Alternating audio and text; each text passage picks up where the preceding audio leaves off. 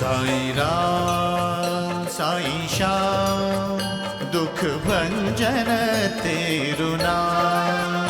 साईं राम साईं श्याम दुख भंजन तेरु नाम। हे साईं नाथ तेरे आने से, हे साईं नाथ तेरे आने से हुआ धन्य ये धरती धाम धाम। साईं राम साईं श्याम दुख भंजन तेरु नाम।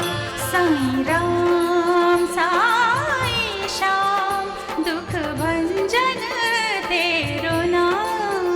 सुख धाम धन धाम साईं राम साईं श्याम गुण धाम यश धाम। साईं राम साईं श्याम ओ भक्त वत्सल दीन बंधु बाबा तुझे प्रणाम। साईं बाबा तुझे प्रणाम, साईं बाबा तुझे प्रणाम।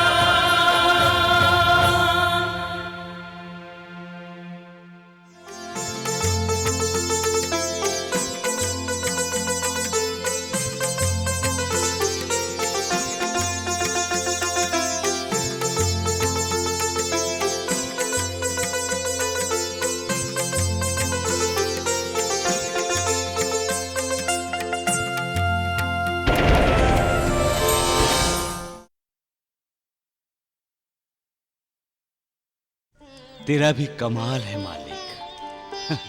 कैसे कैसे खेल खेलता है तू, कैसी कैसी लीला रची है तूने। माँ जी की मर्जी के विरुद्ध मुझसे शादी करना माँ जी को अच्छा नहीं लगा। जाकर अपने रघुराम से बोलिए कि ले जाए अपनी प्यारी पत्नी को कहीं और जाके अपना घर बसा ले। मैंने इंसान का अहंकार देखा और अहंकार के अधीन होने वाले इंसान को भी देखा। वो सारा खाना जो इसने बनाया है भिखारियों में बांट दो।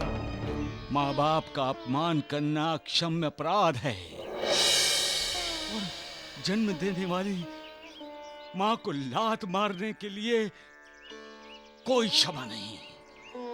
सिर्फ सजा है, सजा। जो कोई अपनी माँ का दिल दुखाता है असल में वो अपने ईश्वर का मन दुखी करता है। फिर कोई तेरे साथ दुर्व्यवहार कैसे कर सकता है? तू तो मालिक का ही रूप है, जननी है, पूजनी है। फिर मैं तेरा अपमान कैसे बर्दाश्त कर सकता हूं? मैं सहन नहीं कर सकता मां, मैं सहन नहीं कर सकता। लेकिन मैं निस्सहाय हूं मां।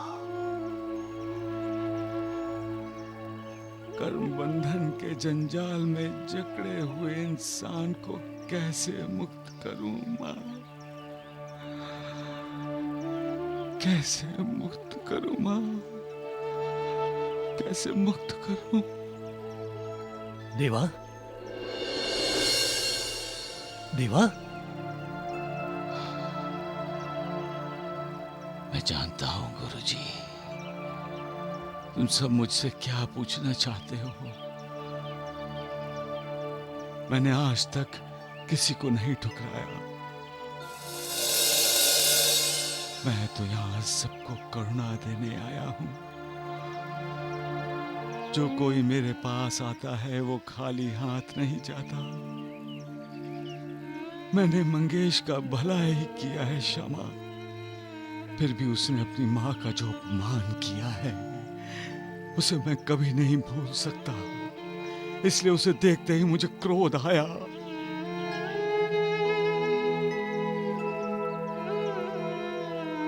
मैंने मंगेश को क्षमा कर दिया होता तो इस दुनिया में गलत संकेत चले जाते। लोगों की अपने माँ बाप का अपमान करने की हिम्मत बढ़ जाती। जिन लोगों का जिंदगी भर इंसान को कृतज्ञ रहना चाहिए, लोग उनके कृतज्ञ बन जाएंगे। मैं मां का अपमान कभी बर्दाश्त नहीं कर सकता। मां की तो हमेशा पूजा करनी चाहिए, मां की भक्ति करनी चाहिए, सेवा करनी चाहिए, क्योंकि मां ही तो मालिक का रूप है, मालिक का आशीर्वाद है, मालिक की परछाई है। मां मां मां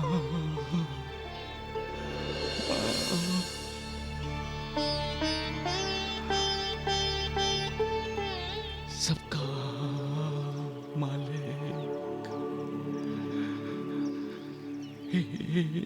एक।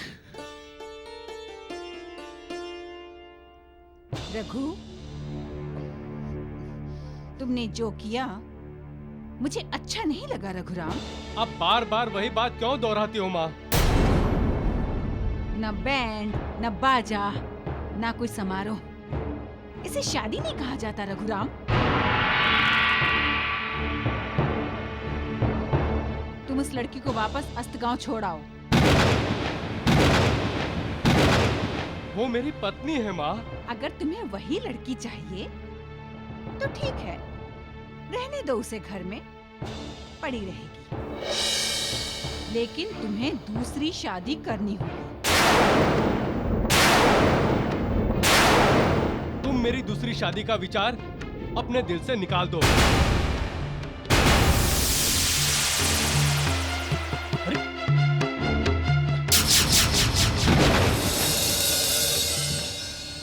बंधन, बंधन से हर कोई मुक्त होना चाहता है, परंतु एक बंधन ऐसा है जिससे कोई भी मुक्त नहीं होना चाहता, और वो बंधन है प्यार का बंधन। एक ऐसा बंधन है जिसकी कोई गांठ नहीं होती। इंसान जितना ही एक दूसरे से दूर होने की कोशिश करे, अपने आप को उतना ही एक दूसरे के और करीब पाता है। बंधन कई प्रकार के होते हैं। फर्ज, कर्तव्य, उत्तरदायित्व, जिम्मेदारियां, ये सब बंधन के ही तो नाम हैं। इंसान अंतिम सांस तक बंधनों में ही बंधा रहता है। जहां एक तरफ हर इंसान बंधनों में ही बंधा रहता है, वहीं ज्ञानी, विद्वान, संत, महात्मा बंधनों से मुक्त रहते हैं। वो तो शरीर का बंधन भी त्यागना चाहते हैं। उनका लक्ष्य होता है आत्मा को परमात्मा से एक रूप बनाना, जिसे सभी मुक्ति कहते हैं, मोक्ष कहते हैं। मोक्ष ही जीवन का अंतिम सत्य है। सबका मालिक एक।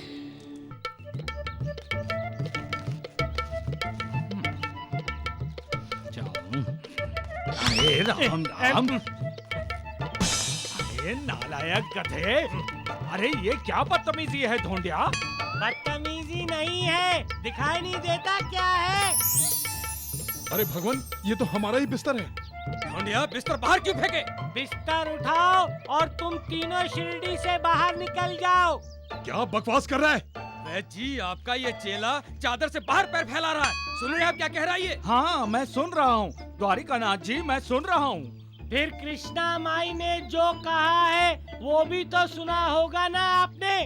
अब शिरडी को आपकी जरूरत नहीं है, ये ढोंडू बाबा ही काफी है। बिस्तर उठाओ और तीनों शिरडी से बाहर निकल जाओ। अरे नालायक बदतमीज हैं? अरे मार क्यों रहे हो? मैं तो आपका भला चाहता हूँ। हाँ, तू मेरा भला चाहता है, मुझे शिरडी से बाहर भेजकर। हाँ? बहन जी, हाँ? अरे सुनिए तो सही। आप शिरडी से बाहर जाएंगे तो ये जाड़िया भी आपके साथ जाएगा और इस मोटू पेटू के साथ उसका ये चेला भी जाएगा। अरे पीछे से आप चुपचाप फिर से शिरडी में आ जाना। अरे इन दोनों राहु केतु के ग्रहण से हम बच जाएंगे और हमारी शिरडी भी। अरे ढोंडू कहीं के।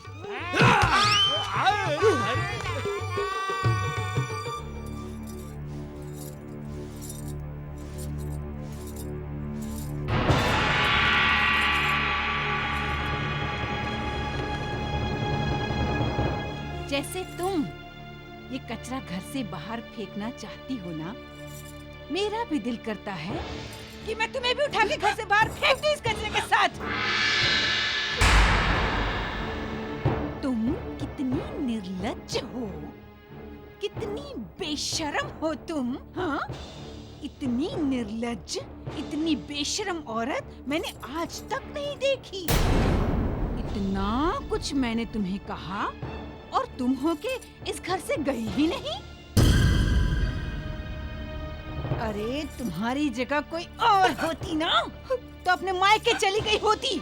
अगर मायके नहीं गई होती तो आंगन में कुआं था, कूद जाती, मर जाती।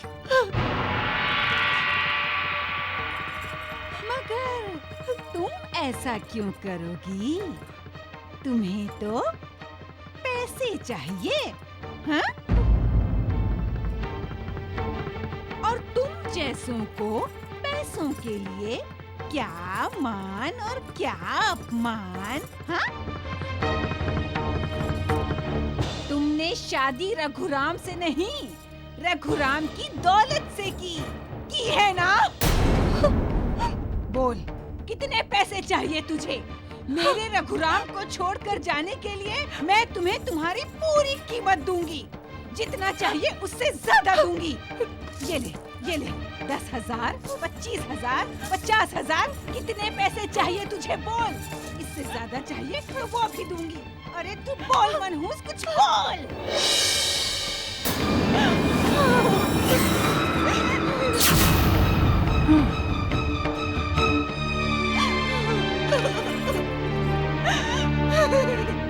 इतनी निर्लज्ज, इतनी बेशर्म औरत मैंने आज तक नहीं देखी।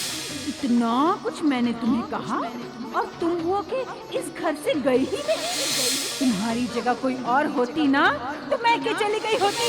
अरे मैके नहीं गई होती तो आंगन में कुआं था, कूद पड़ती, जान दे देती। कूद पड़ती, जान दे देती, जान दे देती, जान दे देती, जान दे देती।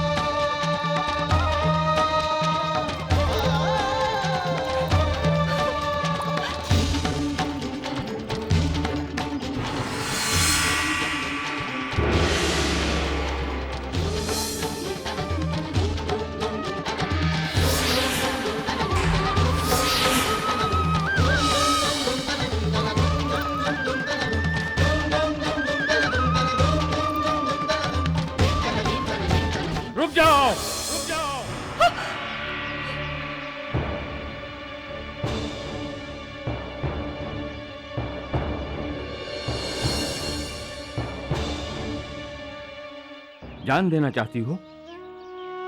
वो बुज़दिल होते हैं जो आत्महत्या करते हैं। मालिक ने तुम्हें जानदार क्यों बनाया है? जान देने के लिए? ये गलत है बेटी। जिसे तुम अपनी जान समझ रही हो, क्या सिर्फ तुम्हारा ही हक है उस पर? नहीं बेटी, नहीं। तुम्हारी जान पर पहले तुम्हारी मां का हक है, जिसने तुम्हें 9 महीने अपनी कोख में पाला है, फिर तुम्हें जन्म दिया है। तुम्हारी जान पर तुम्हारे पिता का अधिकार है, क्योंकि तुम उनका अंश हो।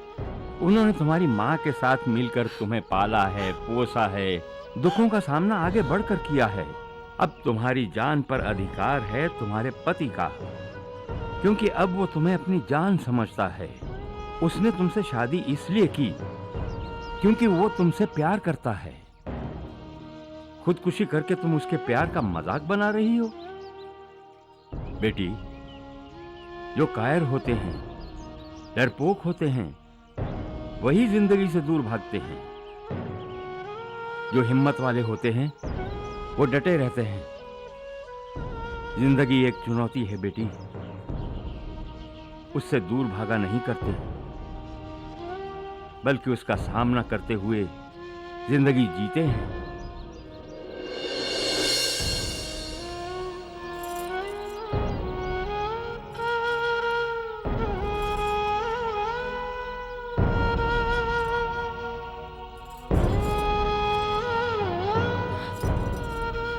मुझसे अब ऐसी गलती कभी नहीं होगी बाबा। अब मैं हर चुनौती का सामना करूंगी। आपको प्रणाम करती हूँ बाबा। साई कथा अनंत है, साई नाम अनमोल, जन्म सफल हो जाएगा, साई साई बोल। साई राम साई श्याम, दुख भंजन तेरु नाम।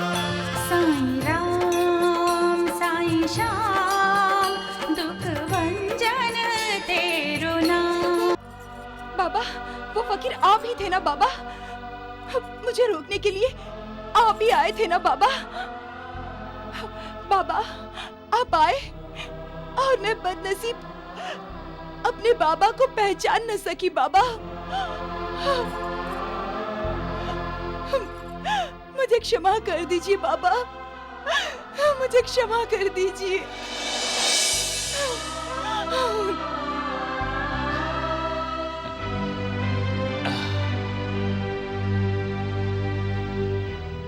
जिसने कोई अपराध नहीं किया है मालिक, वो क्षमा मांग रही है, और जो अपराध के बाद अपराध करती जा रही है, उसे तुम कोई सजा नहीं दे रहे हो मेरे मालिक। अरे कैसा न्याय है तुम्हारा मालिक। सास के अपराध की सजा बहू भुगते। अरे श्रवण, तुम कैसे हो दोस्त? मैं तो ठीक हूँ। किससे बातें हो रही थी दोस्त? हाँ, उससे। कब खत्म होगा तुम्हारा ये पागलपन? जब इस दुनिया के सारे लोग सयाने हो जाएंगे तब। तुम्हारा मतलब है दोस्त, यहाँ का हर कोई पागल है? और नहीं तो क्या। अरे यहाँ तो एक से एक पागलपन के नमूने हैं। एक ढूंढो तो 1000 मिलते हैं। मैं गलत नहीं कह रहा हूँ श्रवण, यहाँ तो सभी पागल हैं। अरे किसी को अमीर बनने के लिए पागलपन का दौरा पड़ता है, तो किसी को शोहरत पाने के लिए, कोई ज्यादा से ज्यादा जमीन अपने नाम करने के लिए पागलपन करता है, तो कोई छोटे से छोटे स्वार्थ के लिए पागलपन, और यहाँ तक कि दूसरों की रोटी छीनने के पागलपन से भी परहेज नहीं करते। कौन नहीं है पागल? यहाँ तो सभी पागल हैं। कोई मालिक को पाने के लिए तड़पता है, पागल होता है, तो कोई मालिक को चुनौती देने के लिए पागलपन करता है। कौन नहीं है पागल श्रवण? सबके सब पागल हैं। तुम भी पागल हो, मैं भी पागल हूँ। पागल पागल। दोस्त, एक बात मुझे समझ में नहीं आती। क्या?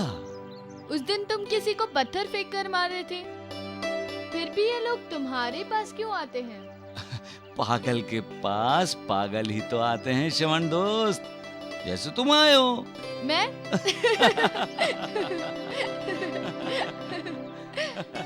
अरे मैं तो भूल ही गया। क्या? माँ ने तुम्हें खाना खाने के लिए बुलाया है। क्यों? उस दिन तुम आए थे ना, और माँ तुम्हें खाना नहीं खिला सकी थी, इसीलिए। लेकिन मैंने तो शिकायत कभी नहीं की। तुमने शिकायत नहीं की, लेकिन माँ को बुरा लगा। तुम्हारी माँ को तकलीफ होगी न श्रवण दोस्त। नहीं आओगे तो ज्यादा तकलीफ होगी दोस्त, इसीलिए जरूर आना। माँ ने यही कहने के लिए मुझे भेजा था। आओगे ना? जरूर आना, माँ इंतजार करेगी। हाँ हाँ जरूर। चलता हूँ। वाह मालिक वाह, तुम्हारा भी कोई जवाब नहीं। तुम्हारी कलाकारी की तो दाद देनी पड़ेगी मालिक। एक तरफ तुम्हारा बनाया हुआ इंसान मंगेश जो अपनी माँ को लात मारता है, और दूसरी तरफ ये श्रवण जो अपनी अंधी माँ, अंधे बाप की आंखें हैं आंखें। तुम्हारी रचना भी अजीब है मालिक। रिश्ता एक और रूप अनेक। सबका मालिक एक।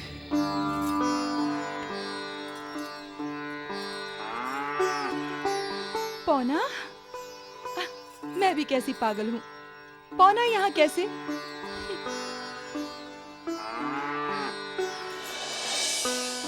पौना, पौना, तुम यहाँ? तुम नहीं जानती हो, तुम्हें देखकर मैं कितनी खुश हूँ।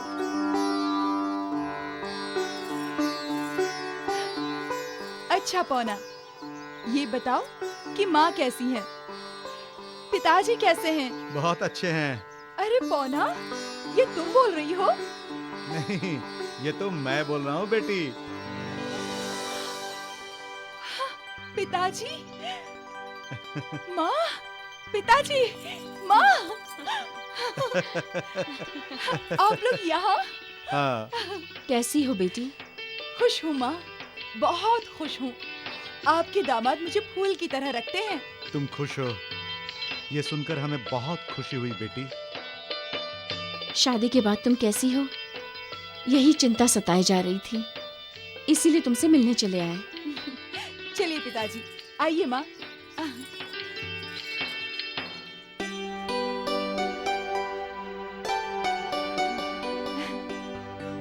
बैठिए पिताजी, बैठिए माँ। हाँ हाँ। बहुत बड़ा घर है बेटी। अरे बड़ा घर नहीं सरस्वती, ये तो बड़ी हवेली है। अरे नामू। जी भाई जी।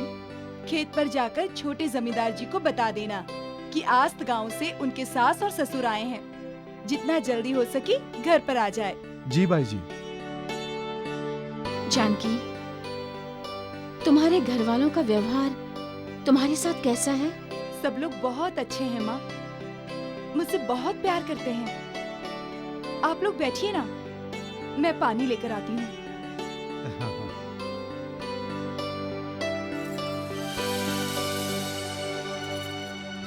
सरस्वती, जानकी को सुखी देखकर दिल को बहुत तसल्ली मिली।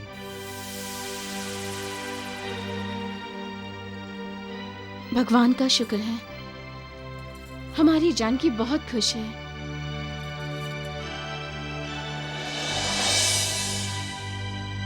रुक जाओ।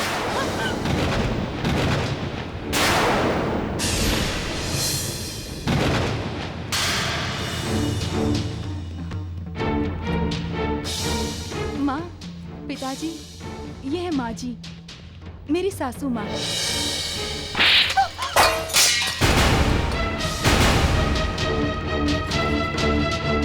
अरे, तुम एक स्त्री हो और स्त्री होकर दूसरी स्त्री पर हाथ उठाती हो? क्या तुम्हारे सीने में दिल नहीं है? क्या तुम नई नवेली दुल्हन की भावना का आदर नहीं कर सकती? थप्पड़ तो तुमने अपनी बहू को मारा हो, लेकिन दर्द उसके माता पिता को ही हो रहा होगा। वो तो बेचारे अपनी बेटी की खुशहाली जानने के लिए आए थे, लेकिन तुमने दिए हैं उन्हें आंसू। मैंने तुम्हें रसोई घर में कदम न रखने के लिए कहा था, तुमने फिर भी रसोई घर में कदम रखा।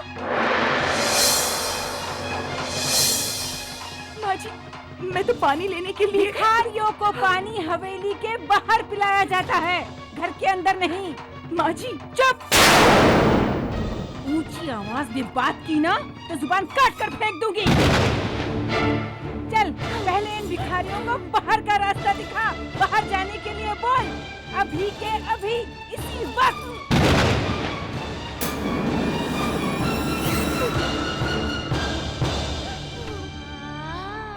जानकी, तुम तो कह रही थी तुम बहुत खुश हो, यहाँ बहुत सुखी हो। क्या यही तुम्हारा सुख है? हाँ माँ।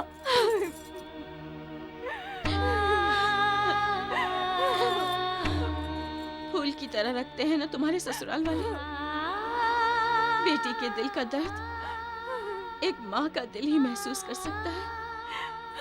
बेटी के मन का आक्रोश माँ के कान ही सुन सकते हैं।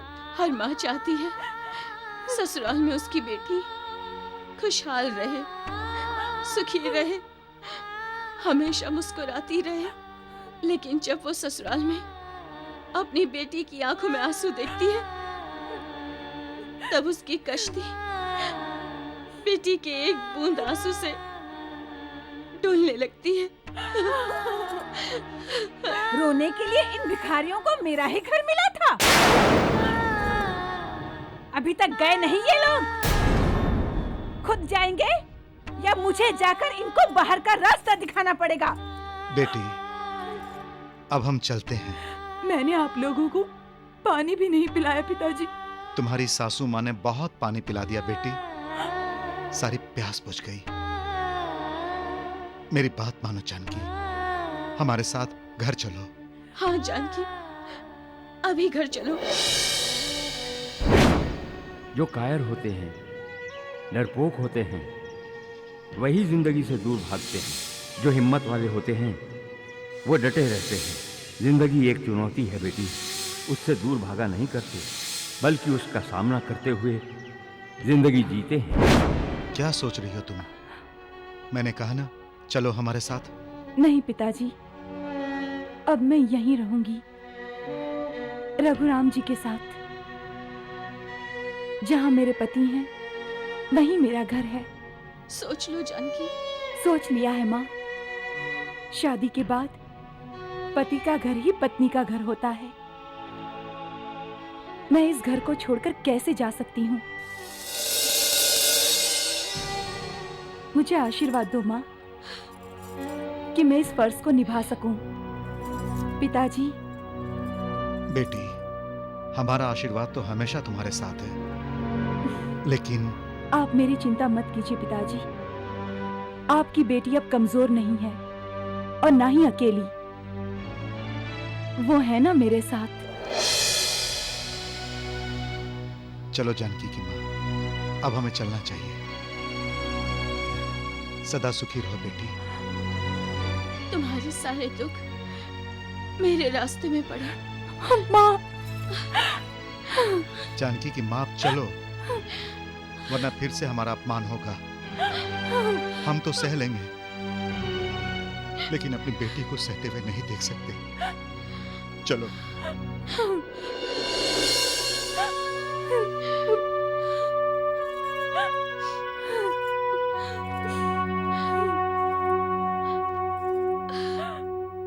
माँ, पिताजी।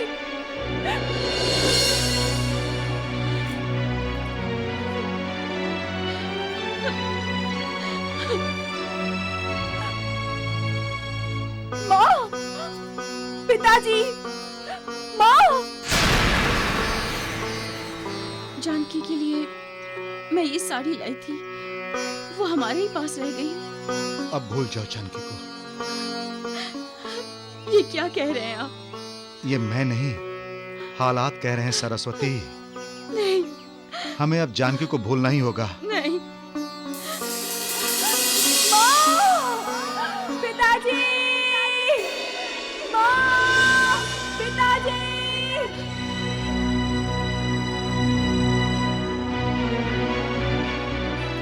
माँ! पिताजी! माँ! पिताजी!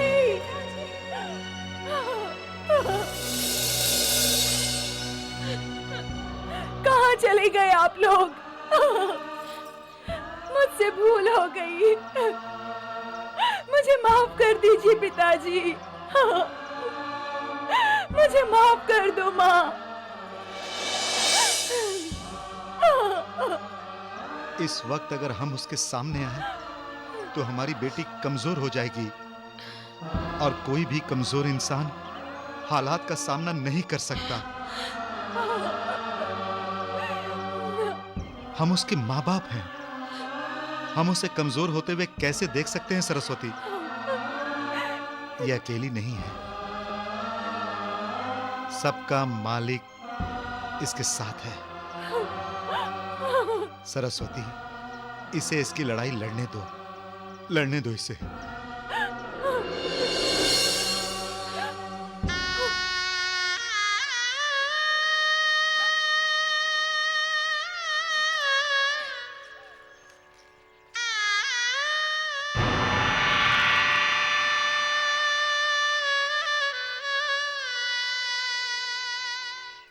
शादी के बाद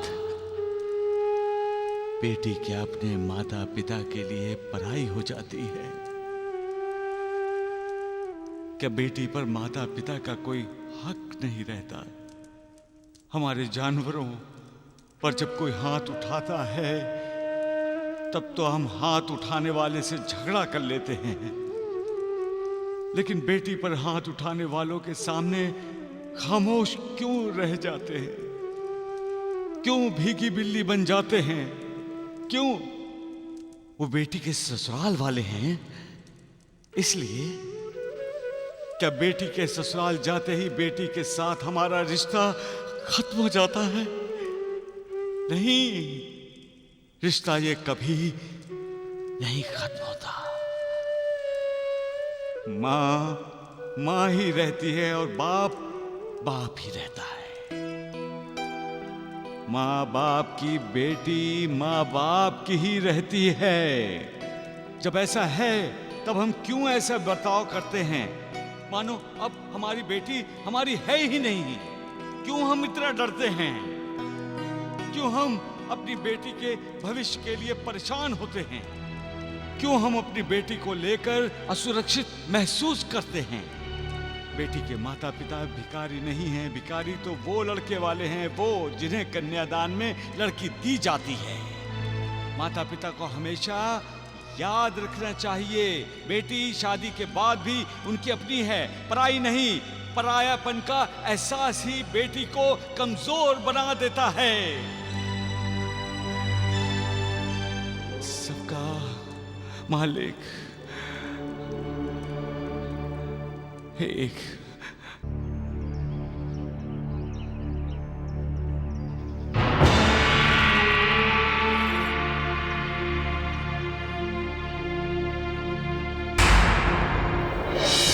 बहू, घर का दरवाजा बंद कर दो।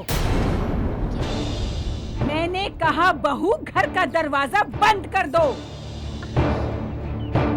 वो भिखारियों की लड़की फिर से इस घर में कदम न रखे। सुना नहीं तुमने मैंने क्या कहा?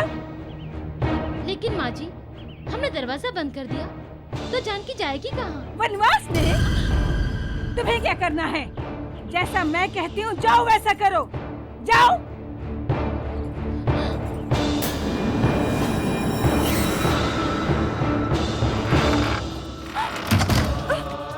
माँ जी, दरवाजा खोलिए। माँ जी, जेठानी जी, दरवाजा खोलिए। माँ जी, दरवाजा खोलिए। माँ जी, जेठानी जी, दरवाजा खोलिए।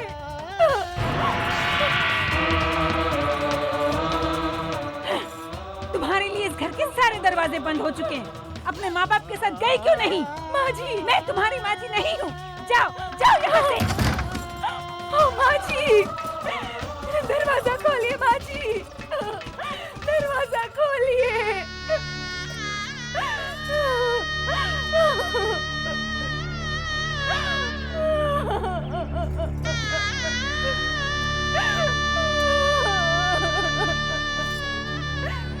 दुनिया चाहे सारे दरवाजे बंद क्यों ना कर दे, इंसान का मालिक पर अटूट विश्वास रहना चाहिए।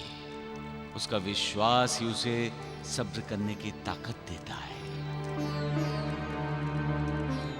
ऐसे समय में उसकी भक्ति ही उसकी शक्ति बन जाती है। उसकी आस्था और श्रद्धा उसे हर हाल और हालात में विश्वास दिलाती रहती है कि मालिक उसके लिए कोई ना कोई दरवाजा खोल देगा। सबका मालिक एक।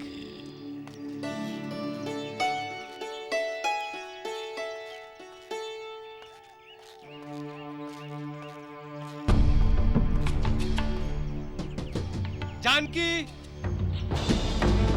भाभी, कहाँ गए सबके सब? रामू, सद्दू,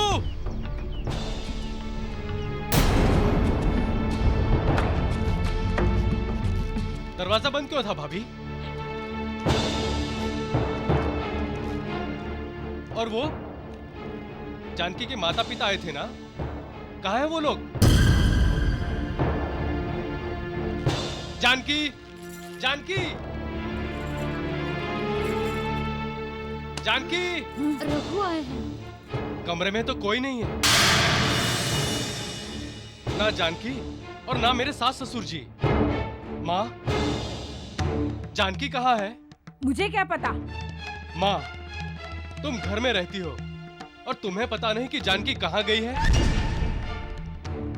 तुम भी ना माँ। अच्छा, तो क्या वो सारा काम मुझसे पूछ कर करती है? अगर वो घर पे नहीं है तो गई होगी अपने माँ बाप के साथ। ऐसे कैसे जाएगी वो माँ? जाने से पहले मुझसे पूछती, तुम्हारी इजाजत मांगती।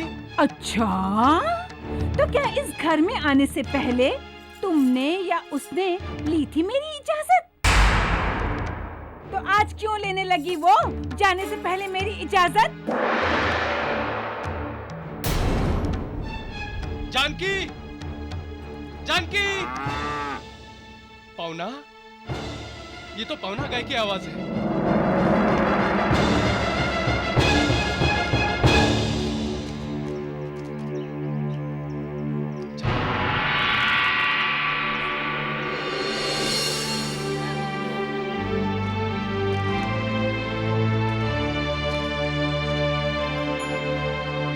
जानकी, यहाँ क्या कर रही हो तुम? क्या हुआ जानकी? कहीं माँ ने? नहीं नहीं, माँ जी और पिताजी का अपमान तो नहीं किया? बोलो जानकी। नहीं नहीं, माँ जी ने ऐसा कुछ नहीं किया। उन्होंने तो उनकी बहुत अच्छी खातिरदारी की है, उनका आदर सत्कार किया, उन्हें खिलाया पिलाया और उन्हें कुछ दिनों के लिए रुकने के लिए भी विनती की। तो फिर वो रुके क्यों नहीं? उन्होंने कहा कि हम बेटी के घर कैसे रुक सकते हैं। ऐसा कहकर माँ पिताजी तुरंत चले गए। अपने दामाद से मिले भी ना? तुम्हें तो झूठ बोलना भी नहीं आता है जानकी। एकदम सीधी सादी हो तुम। जो तुम्हारे दिल में है वही तुम्हारी आंखों में भी दिखाई देता है। चलो चलो, अब घर चलो। घर के दरवाजे अब खुले हैं।